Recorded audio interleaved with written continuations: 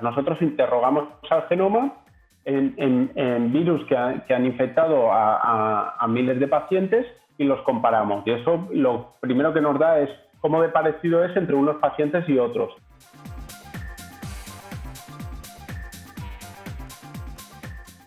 Sí, efectivamente, nosotros identificamos ahora en esta segunda ola un nuevo genotipo que no existía antes, además suficientemente diferente para que sepamos que forma parte de la diversidad que circulaba, pero no sabemos exactamente, en Europa, pero no sabemos exactamente cómo ligarlos. No sabemos si estaba ya en España, si fue importado, no fue importado.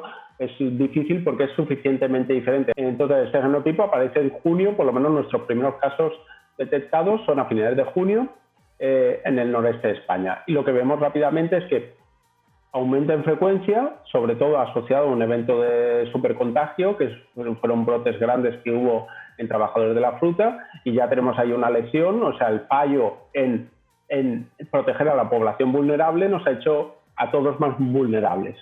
La segunda lesión es que lo que vemos es que este segundo genotipo rápidamente se dispersa por toda España en muy poco tiempo. Claro, la movilidad es muy grande y muy importante.